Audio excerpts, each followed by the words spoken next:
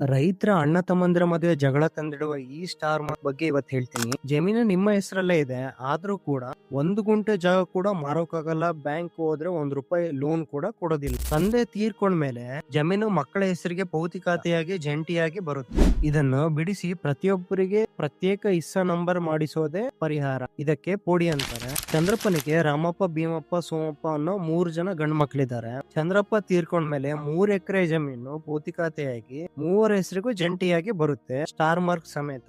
ಆದ್ರೆ ಇವರು ಸಪರೇಟ್ ಹಿಸ್ಸಾ ಪಾಣಿ ಮಾಡಿಸ್ಬೇಕು ಅಂದ್ರೆ ಅವರು ಪಾಣಿ, ಎಲ್ರ ಆಧಾರ್, ಜಮೀನುದಾರಿ ಸಮೇತ 4 ದಿಕ್ಕಿನ ಚಕ್ಕುಬಂದಿ ಒಪ್ಪಂದ ಸಿದ್ಧಪಡಿಸಿ ಹತ್ತಿರದ ನಾಡ ಕಚೇರಿಯ ಆನ್ಲೈನ್ ಮೂಲಕ ಹಿಸ್ಸಾ ಪೋಡಿಗೆ ಅರ್ಜಿ ಸಲ್ಲಿಸಬೇಕು. ಸೂಪರ್ವೈಸರ್ ಪರಿಶೀಲಿಸಿ ಸರ್ಕಾರಿ ಅಥವಾ ಲೈಸೆನ್ಸ್ಡ್ ಸರ್ವೇಯರ್ ಜವಾಬ್ದಾರಿಗೆ ಕೊಡ್ತಾರೆ. ಸರ್ವೇಯರ್ ಸ್ಥಳಕ್ಕೆ ಬಂದು ಚಕ್ಬಂದಿ ಪ್ರಕಾರ ಅಳತೆ ಮಾಡಿ ಗಡಿಕಲ್ಲು ನೆಟ್ಟು ಸ್ಥಳ ಮಾರ್ಜರ್ ಮಾಡ್ತಾರೆ. ಸರ್ವೇಯರ್ ರಿಪೋರ್ಟ್ ಸಲ್ಲಿಕೆ ಆದ ಮೇಲೆ ಪೋರ್ಟಲ್ ನಲ್ಲಿ ಸ್ಕೆಚ್ ಫಾರ್ಮ್ 10 ಆಕಾರ್ ಬಂದ್ ಜನರೇಟ್ ಆಗುತ್ತೆ. ಮೂಲ ಸರ್ವೆ ನಂಬರ್ ಹೊಡೆದು 45/1, 45/2, 45/3 ಅಂತ ಅಲರ್ಟ್ ಆಗ್ತದೆ. ಪ್ರತಿಯೊಬ್ಬರ ಹೆಸರಿಗೂ ಸ್ಟಾರ್ ಮಾರ್ಕ್ ಇಲ್ಲದೆ ಸ್ವತಂತ್ರ ಸಿಂಗಲ್ ಪಾಣಿ ಬಿಡುಗಡೆ ಆಗುತ್ತೆ. ಈ ಒಂದು ಪ್ರಕ್ರಿಯೆ ಮುಗಿಸಿದ್ರೆ ಸಾಕು, ನಿಮ್ಮ ಜಮೀನು ಪೂರ್ತಿ ನಿಮ್ಮ ಸ್ವಂತದಾಗುತ್ತೆ. ಬ್ಯಾಂಕ್ ಸಾಲನೂ ಸಿಗುತ್ತೆ, ಬೇಕಾದಾಗ ಮಾರಾಟನೂ ಮಾಡಬಹುದು. ಇವತ್ತೇ ನಾಡ ಕಚೇರಿಗೆ ಹೋಗಿ ಈ ಪ್ರಕ್ರಿಯೆ ಶುರು ಮಾಡಿ. ಇಂಥ ಇನ್ನಷ್ಟು ಉಪಯುಕ್ತ ಮಾಹಿತಿಗಾಗಿ ಫಾಲೋ ಮಾಡಿ.